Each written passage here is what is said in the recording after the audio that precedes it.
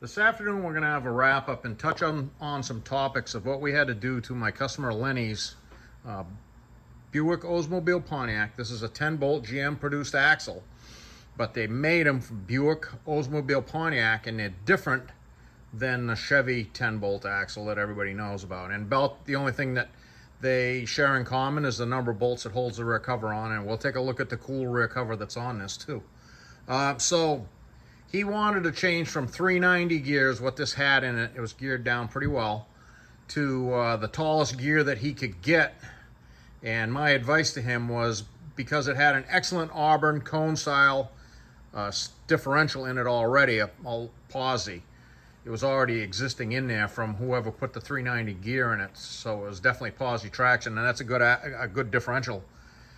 To go to the tallest gear that he could get that would still retain that differential. So 336 gear was the tallest one he could get. That'll be, I think it's like 17%. I can't remember exactly, but it'll get him where he needs to be. Plus he's changing to a 5-speed stick, so he'll get the overdrive situation and more cruisability than the short gear that he had before. That's what he was after. So new set of gears and bearing and shim kit came to us, but there was some discrepancy between the parts that we needed and the parts we received. So to begin with, I got a list here, and we're going to try and go as quick as we can. The pinion seal became a thing, a surprising delay. This is the pinion seal I took out of it, and it's inch 664 diameter here that goes to the ground hub diameter on that pinion. That's the pinion that was in it. Trying to find one of those turned into be more of an issue than we thought it would be. And as you can see, that's the part number for the one that I use. By the numbers, it came from a 1965 Buick LeSabre. Somewhere in the history, probably some parts got swapped, but that's what we needed to get get that. And a shout out to Dennis and Smitty at the local Napa for taking the time and getting out the old books and tracking this thing down, because this was not common. It should be, but it wasn't.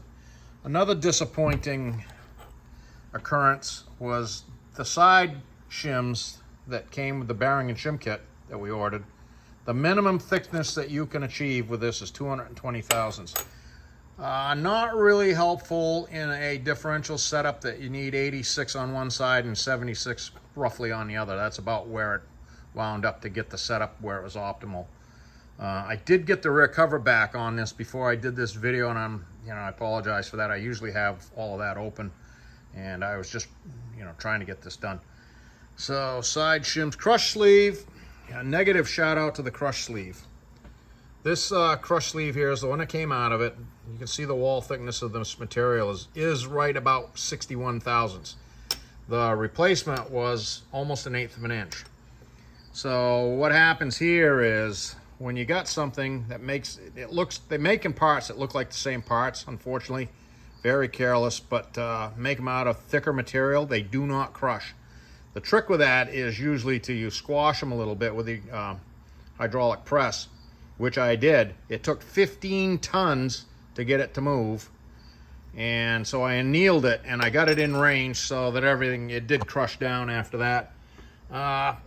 This is always why you just have to, be determined and get through these jobs, because you can't rely on the quality of parts that we're getting now. Regardless, we bought brand name parts.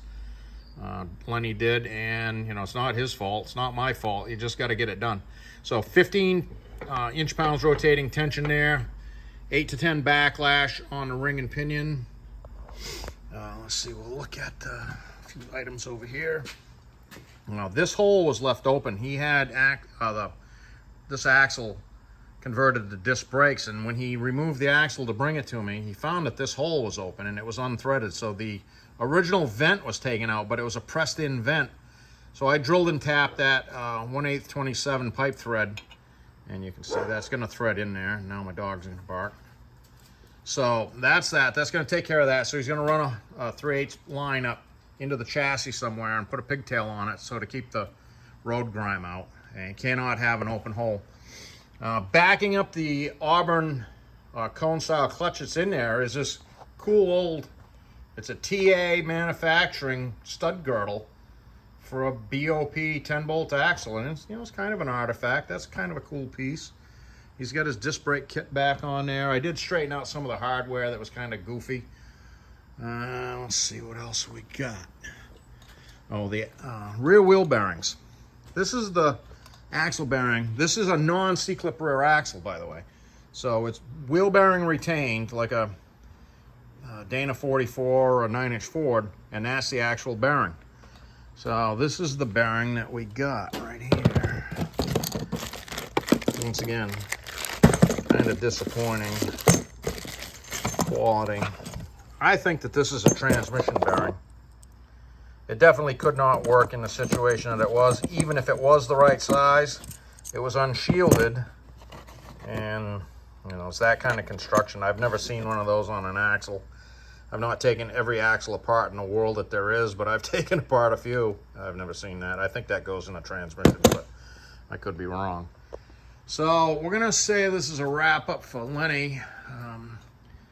You know, you just gotta persevere, basically, and you know, take the time it takes to do it right and get it done. And that's pretty much it. I did turn the axles down on the flanges here. They had been ground to reduce the diameter to get the rotors to go over them. That kind of hackery, I just can't stand looking at it. So while I had them out, I put them in the lathe, turned them, put a nice chamfer on them so that they were just not a butchered up mess, basically. So I'm sure that's gonna be much nicer. And we'll just take one look around here. That pretty much wraps that up. And we're gonna say that this is a win for Lenny's Buick Wildcat. And we'll get back to him.